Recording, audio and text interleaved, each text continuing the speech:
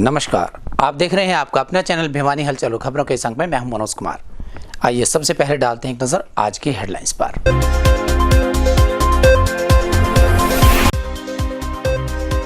नगर के water tank का होगा जीर्णोद्धार, अगले कुछ महीनों में पानी की समस्या से पाएंगे निजात।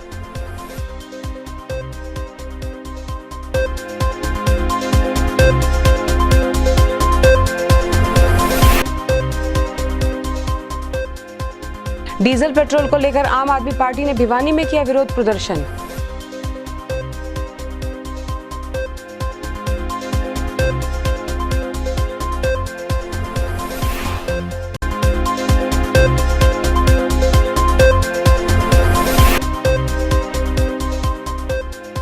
ढाणा लाडनपुर गांव में युवती को गोली मारने की घटना, डीएसपी वीरेंद्र सिंह ने किया मामले का खुलासा। उसके भाइयों ने ही मारी थी गोली।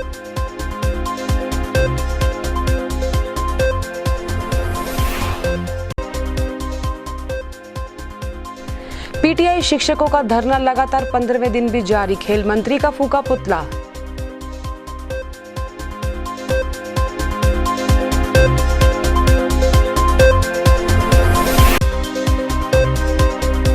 कोरोना पॉजिटिव मिलने के बाद तत्परता से की गई जैन चौक क्षेत्र में स्क्रीनिंग।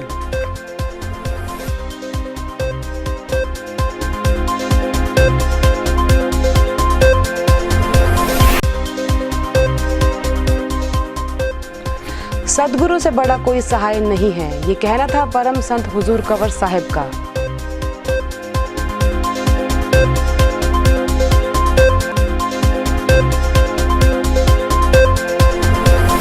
और अब खबरें विस्तार से।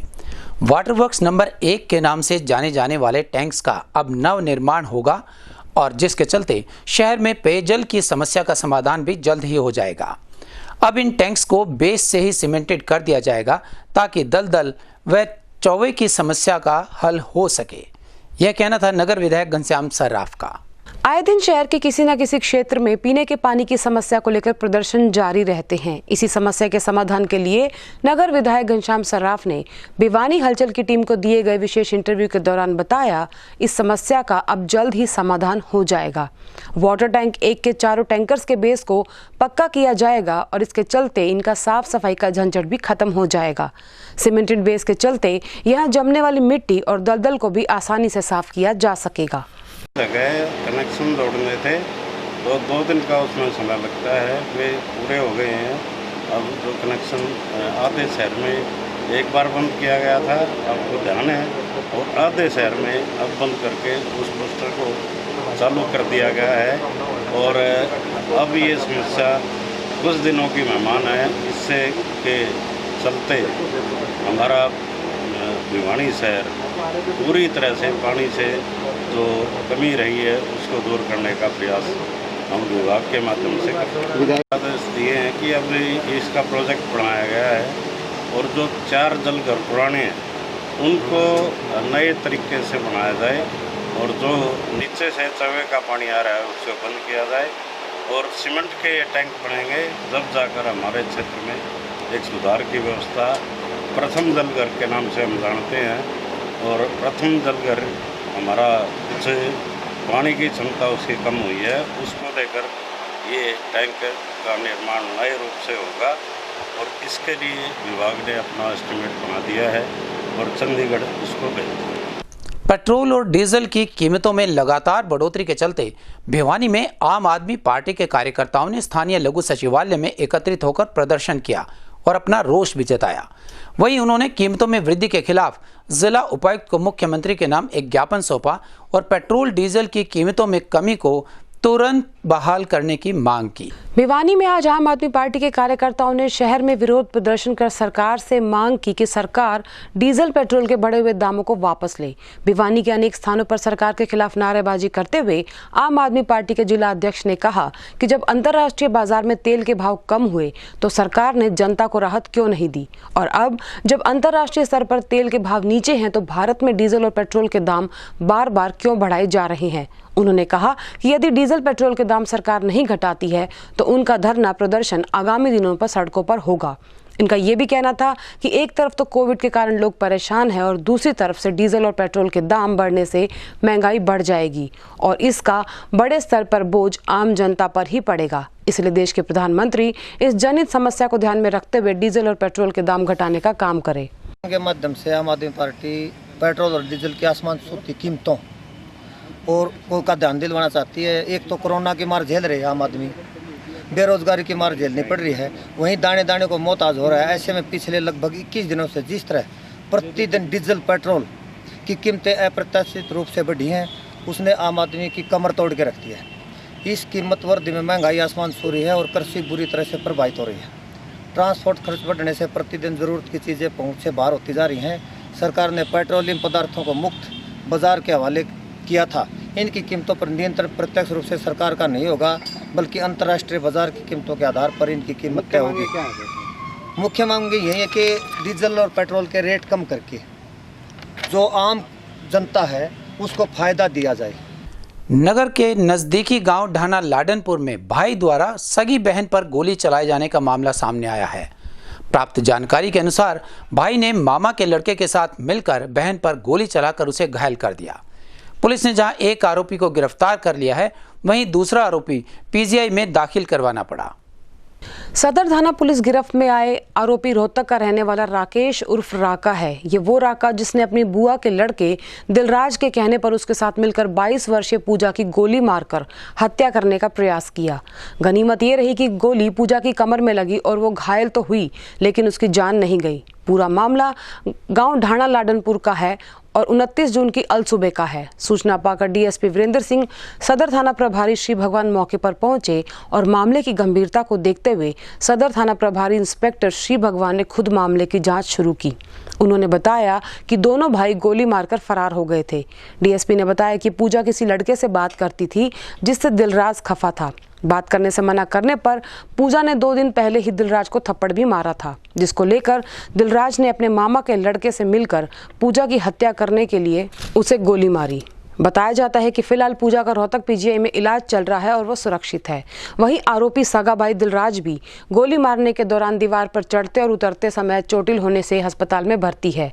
ये घटना एक सबक है कि किस प्रकार बचपन की प्रेम रूपी नादानियां लड़ाई झगड़े और जानलेवा हमले और हत्या के कारण बनकर समाज को तोड़ सकती हैं। 29/2020 को सुबह 7 साढ़े 7 के करीब सरपंच ढाणा लाडनपुर श्री अजीत सिंह ने SHO प्रबंधक अफसर श्री भगवान के पास फ़ोन किया कि कोई अज्ञात लड़कों ने फायर करके पूजा पुत्री राम निवास के ऊपर गोली चलाई है। तो इस सूचना पे SHO प्रबंधक अफसर श्री भगवान अपने स्टाफ के साथ गांव ढाणा लाडनपुर पहुंचे। मौका घटनास्थल पे वहाँ का निरीक्षण किया और वहाँ पे अजीत सरपंच ने एक कंप्लेंट दी, जिसके आधार पे 465 नंबर अभियोग अंकित किया गया थाना सदर के अंदर और उनके पूछताछ की गई। मौके पे मैं भी पहुँच गया था। हमने भी SHO साहब ने सीन ऑफ क्राइम डॉक्टर साहब को भी बुला लिया था मौके पे। पूरा हमने घटनास्थल का मुआयना किया। सगा भाई दिलराज ही इसका मुख्य आरोपी मिला और दिलराज और पता लगाने पर जब हॉस्पिटल पे गए तो दिलराज एडमिट था और उसके साथ उसके मामा का लड़का राकेश उर्फ राकू, जिसके पिता का नाम है जरनैल सिंह और फतेहपुर गिरावड़ गांव का रहने वाला है, हाल फतेहपुर कॉलोनी रोहतक में रहता है वो, उसको अरेस्ट कर लिया। उससे पूछताछ की तो उसने फिर अपना ये जुर्म कबूल किया कि भी मैंने और दिलराज ने मिलकर हमने रात को 3 3 4 बजे के करीब हम उसके घर पे गए, दिलराज के घर पे गए। पैड़िया जो पैड़ा है उसके साथ थोड़ी दीवार है, थोड़ी कम ऊंचाई है, वहाँ से हम घर के अंदर एंटर करें और घर के अंदर एंटर करने के बाद ऊपर चुबारे पे जाके हमने जूते वगैरह और सैंडल निकाल दी।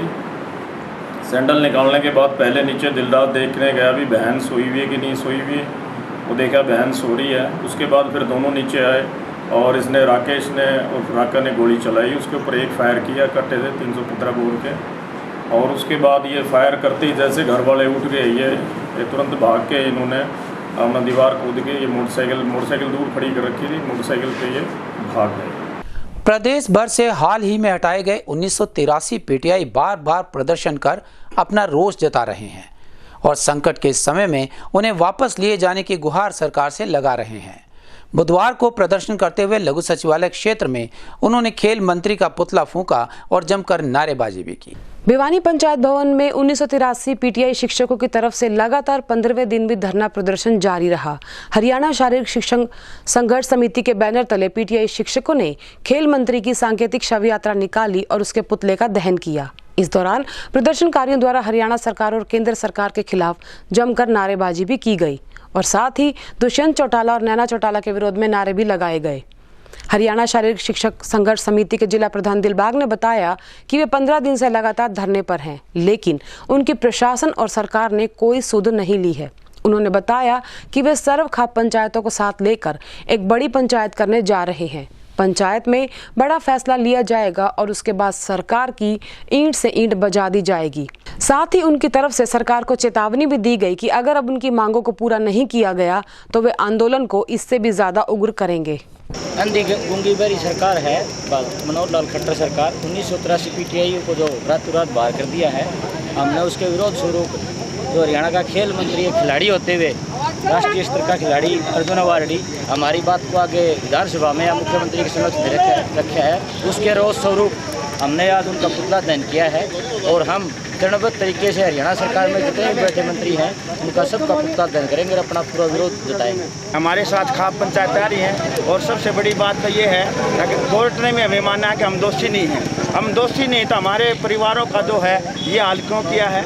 हम सरकार से मांग करते हैं कि हमें दोबारा से जो है जवानी की शिक्षा देने वाली बात करने वाली जो सरकार, आज उन्होंने 1983 जो पीटीआई के परिवार हैं उनको बर्बाद कर दिया है और इन परिवारों से जो काफ़ी लोग जो जुड़े हुए हैं उनको भी काफ़ी आर्थिक नुकसान हुआ है। ये जो लगातार आंदोलन का आज का जो प्रथम चरण है, इसमें ग्राम पंचायत भी सपोर्ट कर रही हैं, विपक्षी राजनीतिक पार्टियां भी, तमाम कर्मचारी किसान मजदूर संगठन भी इसमें समर्थन कर रही हैं। कोरोना संक्रमण जहां भी नगर में पाया जाता है वहीं स्वास्थ्य विभाग की टीम तुरंत पहुंच जाती है और अपना कार्य शुरू कर देती है। स्थानीय जैन चौक क्षेत्र में कोरोना पॉजिटिव केस पाए जाने पर पूरे क्षेत्र की स्क्रीनिंग की गई और वहां पर स्वास्थ्य विभाग की टीम तुरंत पहुंच गई। जैन चौक क्षेत्र में स्वास्थ्य विभाग की टीम ने किया स्क्रीनिंग का कार्य शुरू। कोरोना से जंग जीतने के लिए स्वास्थ्य विभाग की टीम ने चेन से क्षेत्र में कोरोना पॉजिटिव मिलने पर सभी क्षेत्रों का स्वास्थ्य जांच अभियान शुरू किया है। साथ ही थर्मल स्क्रीनिंग घर घर जाकर की जा रही है और सोशल डिस्टेंसिंग के लिए शहरवासियों को जागरूक भी किया जा रहा है ताकि कोरोना अपने पैर न पसार सके और कॉलोनी वासी जागरूक रहकर कोरोना से जंग जीत सके। यदि भक्ति के मार्ग को पाना चाहते हो तो बुरी आदतों को त्याग कर मन को काबू करो, यह कहना था परम संत हुजूर कंवर साहिब महाराज का। उन्होंने श्रद्धालुओं को ऑनलाइन प्रवचन देते हुए कहा कि किसी भी तरह की निंदा, ईर्ष्या या चुगली को हमें अपना समय बर्बाद नहीं करने देना चाहिए।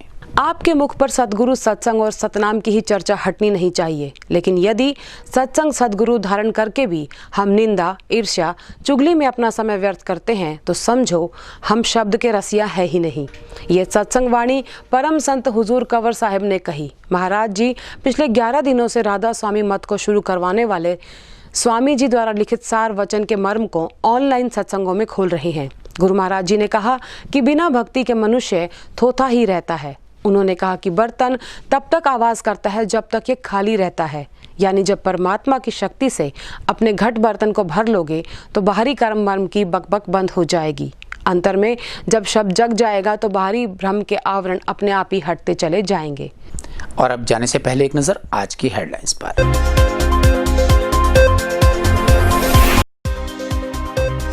नगर के वाटर टैंक का होगा जीर्णोद्वार, अगले कुछ महीनों में पानी की समस्या से पाएंगे निजात।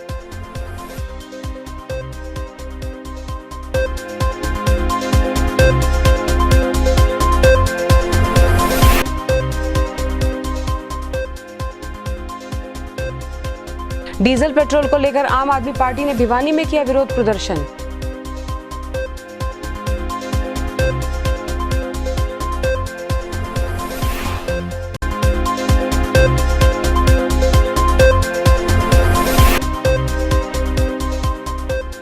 ढाणा लाडनपुर गांव में युवती को गोली मारने की घटना, डीएसपी वीरेंद्र सिंह ने किया मामले का खुलासा। उसके भाइयों ने ही मारी थी गोली।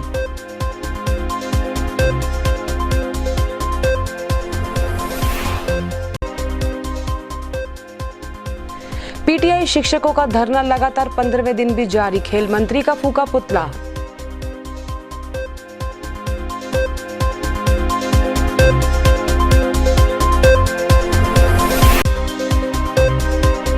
कोरोना पॉजिटिव मिलने के बाद तत्परता से की गई जैन चौक क्षेत्र में स्क्रीनिंग।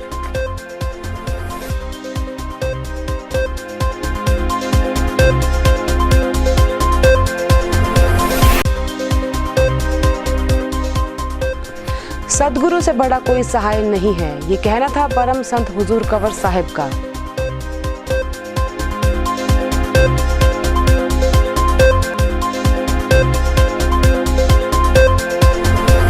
हमारे संग में बस इतना ही। अगले के लिए देखते रहेगा आपका अपना चैनल भिवानी हलचल।